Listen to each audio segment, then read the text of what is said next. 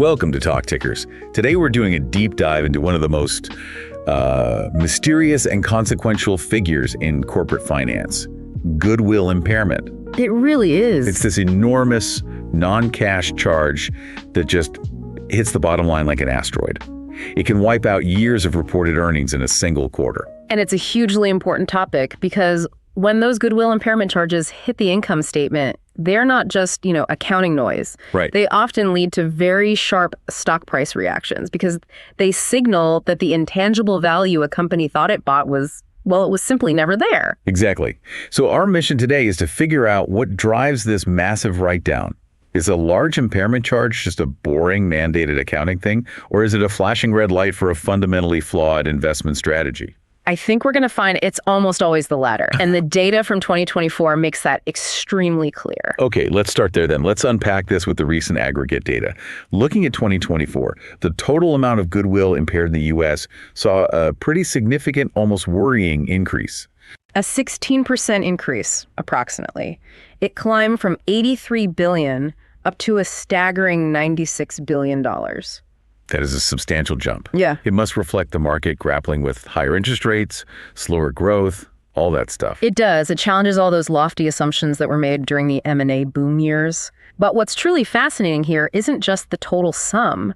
It's the concentration of these losses. Tell us about that concentration. The top 10 impairments in the U.S. during 2024 totaled roughly $51 billion. Wait, $51 billion? $51 billion. So just think about that. 10 specific enormous deals accounted for 53% of all the goodwill impaired. So M&A risk isn't evenly distributed at all. It's tied to these huge high-stakes bets. Exactly. That level of concentration immediately flags some very large, very ill-fated deals. That must also mean these write-downs are heavily sector-dependent, right? It absolutely is. So where is the pain concentrated?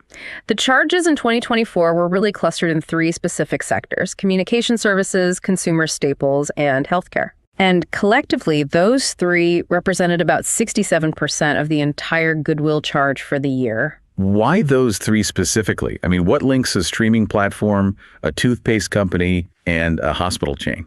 Well, it all comes down to the nature of the assets they acquired.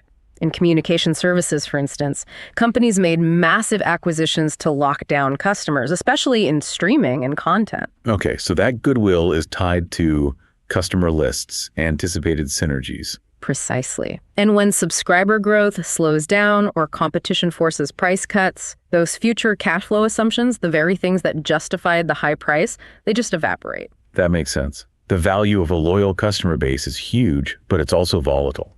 For consumer staples, it's a different problem. It's all about brand power.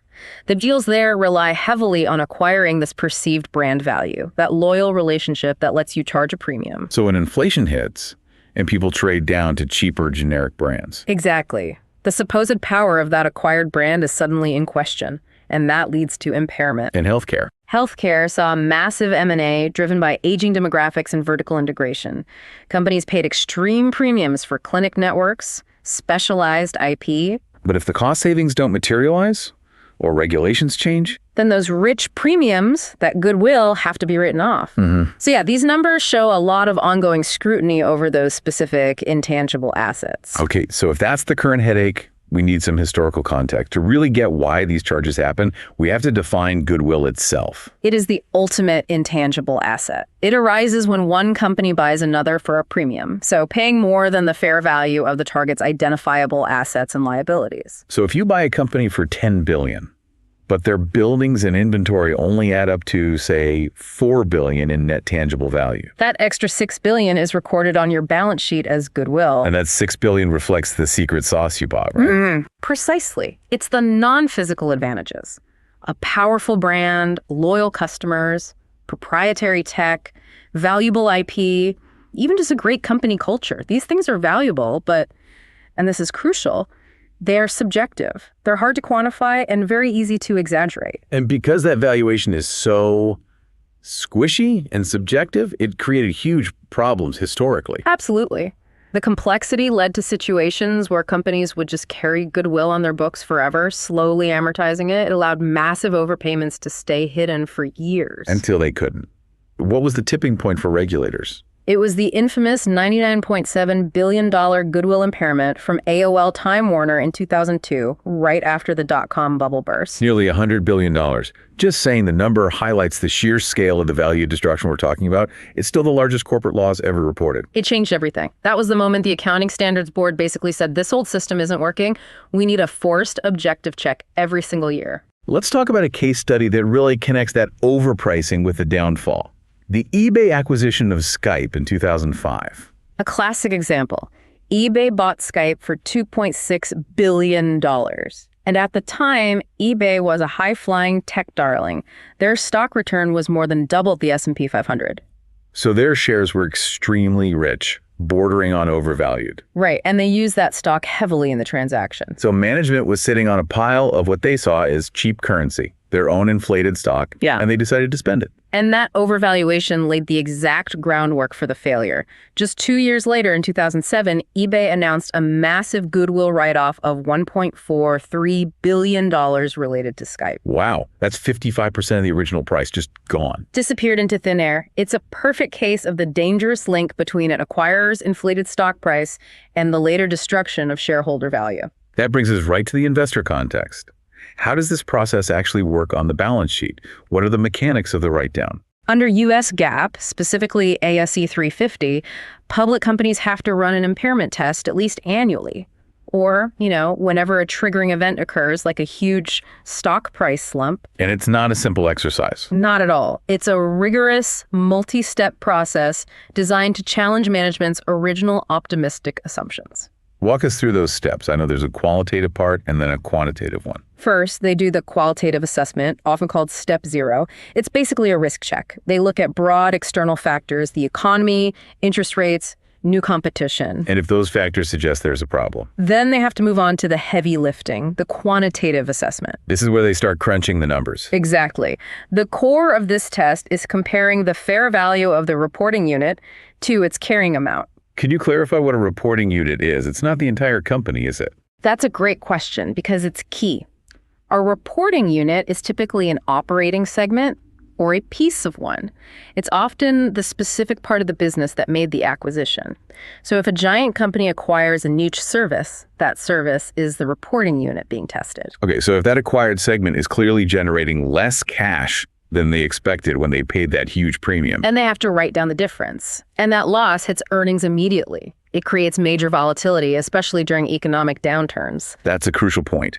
Historically, we know S&P reported earnings fell by way more than, say, NIPA corporate profits during the last 3 recessions. And that stark difference is often attributed almost entirely to these huge required asset write-downs like Goodwill Impairment. It's mandated volatility. The write-downs make earnings look dramatically worse than the actual underlying cash flow of the company. So if this often lags the acquisition by a few years, like with eBay, how predictable is it really? Is it just bad luck? The research suggests it's anything but random. It is highly predictable based on factors present at the time of the original deal. The primary cause is, quite simply, the acquiring company overpaying. So investors should be looking for red flags from the moment the deal is signed. Precisely. And there are 2 incredibly powerful indicators.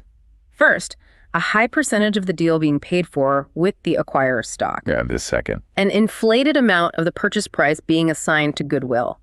If they paid cash, they tend to be more prudent. If they paid with richly valued stock, the risk just soars. Which points right back to that idea of overvalued shares being the main driver. But why do managers do it if it's so risky? It's often a mix of things, including what's called the agency problem. Managers with rich stock valuations know their currency is temporarily inflated. They exploit it for acquisitions because they see it as free money to fuel growth or, frankly, to build their empire. And the market gives them a bit of time to get away with it. Yes.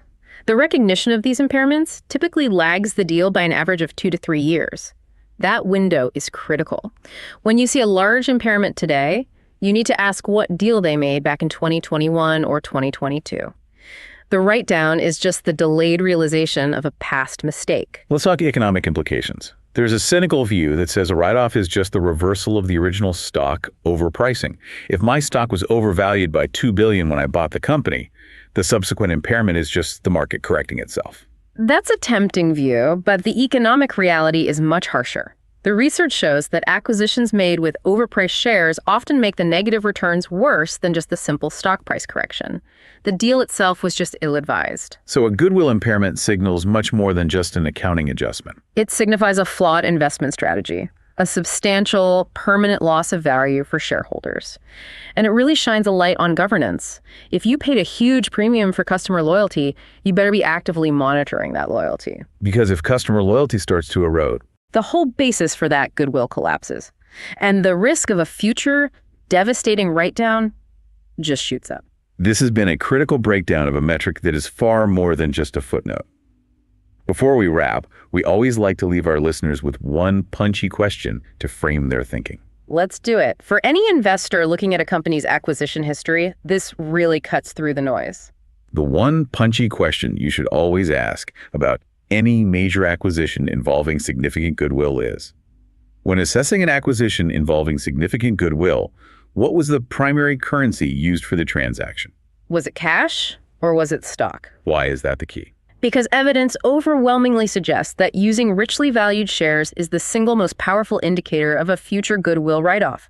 It signals a flawed strategy, not prudent value creation. Cash deals mean management had to be disciplined. Stock deals mean they could afford to overpay. So we've detailed how goodwill impairment is a critical financial signal, revealing when those M&A premiums paid for subjective value just fail to materialize.